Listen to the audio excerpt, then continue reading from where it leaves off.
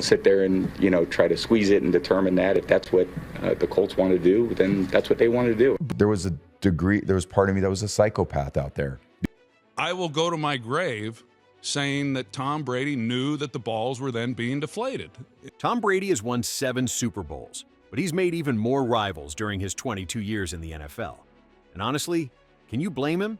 If you dare to threaten his legacy, you'll find yourself facing not just his game, but his wrath.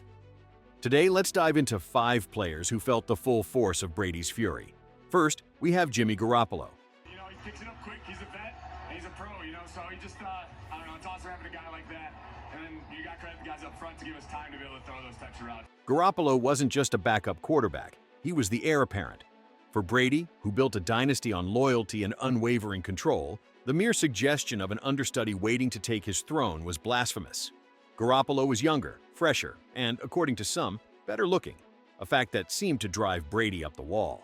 The whispers around New England painted Garoppolo as the quarterback of the future. But for Brady, there was no room for the future when the present still had him wearing the crown. In practice, I wasn't going to play on the weekend because there was no entitlement. The tension reached its boiling point in 2017. Brady, ever the tactician, made his Machiavellian move. It wasn't just about football anymore, it was personal.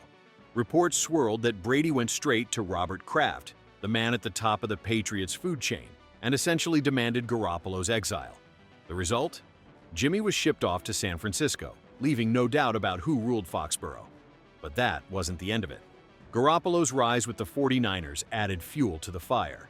Watching his former understudy lead San Francisco to the Super Bowl in 2020 was like twisting a knife into Brady's pride.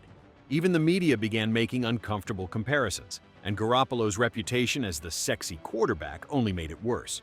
For Brady, who thrived on being the centerpiece, Garoppolo wasn't just competition, he was a threat to Brady's carefully curated image. Then there's Bernard Pollard. For Brady, Pollard isn't just a name, it's a scar. The collision that ended Brady's 2008 season was more than just a brutal hit. It was an outright declaration of war. Pollard didn't just tackle Brady, he took away an entire year of dominance, leaving the Patriots' golden boy to watch from the sidelines. Adding insult to injury, Matt Cassell, the backup quarterback, had a shockingly successful season. The Patriots went 11-5, proving that maybe, just maybe, it wasn't all about Brady. Imagine the frustration of watching your understudy thrive while you're sidelined because of a freak injury caused by someone you now can't stand. Pollard had unintentionally handed critics a reason to question Brady's irreplaceability. At some point in time, players have enough. They have taken enough. But the grudge didn't stop there. Pollard seemed to have a knack for popping up whenever the Patriots were down. Whether it was his role in other controversial plays or his mere existence as a reminder of that cursed 2008 season, Pollard became a symbol of everything Brady despised.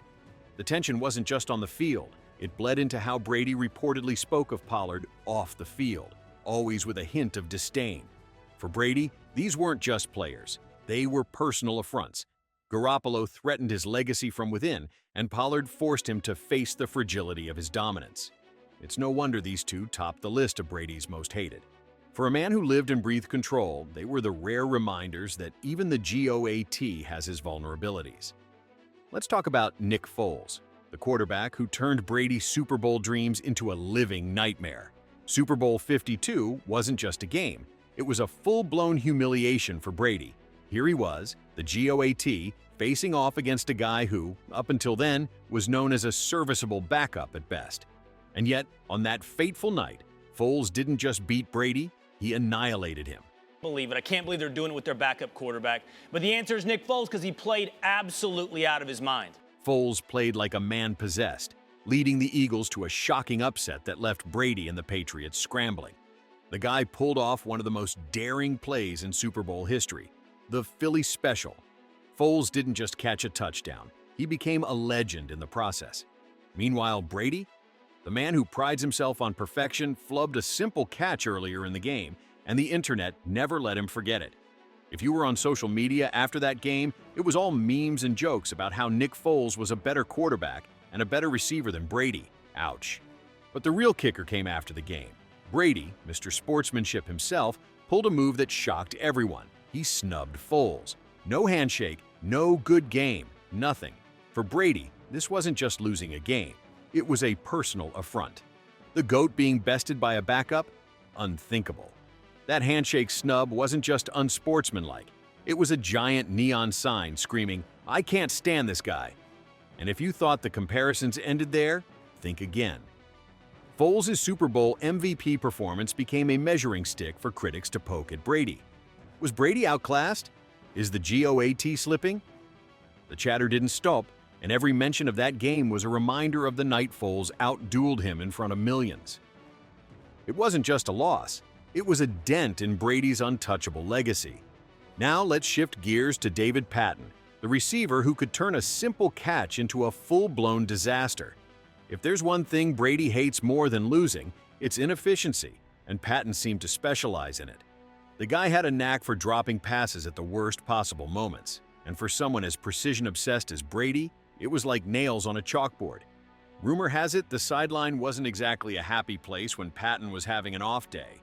Heated exchanges between the two weren't uncommon, with Brady reportedly ripping into him over blown plays.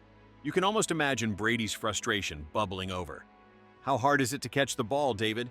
It's literally your job. Patton's inconsistency didn't just annoy Brady, it almost derailed some pivotal games. Missed opportunities, stalled drives, and momentum-killing drops? Patton ticked all those boxes. For Brady, who thrives on flawless execution, Patton's performance must have felt like dragging an anchor through a championship race. And here's where it gets interesting. Brady has a way of exacting subtle revenge. Some insiders claim that Brady started looking away from Patton during games, intentionally minimizing his role. It's the kind of quiet payback only a quarterback with absolute control could pull off. Brady didn't need to yell or argue. He just stopped throwing to him. Message received. While Patton's contributions to the Patriots' success can't be completely dismissed, his inconsistency left a sour taste in Brady's mouth. To Brady, Patton wasn't just a teammate. He was a weak link in a chain that Brady worked tirelessly to keep unbreakable. Kyle Williams might not be a household name. He can just make certain throws, like he breaks the cardinal rules for a quarterback, rolling out, throwing across his body. Just making those type of acrobatic throws is like really rare for a quarterback, so the fact that he's doing. But in Brady's world, he occupies a curious spot, like an itch you can't quite reach. Now, we're not saying Williams was the guy who kept Brady up at night, but there's enough smoke to suggest there was fire. First off, let's talk about those alleged heated encounters during games.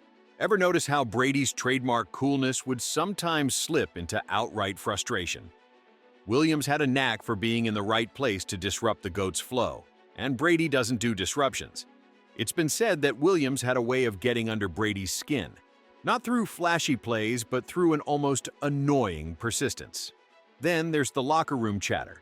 Rumors swirled that Brady had a not-so-subtle disdain for Williams' approach to football.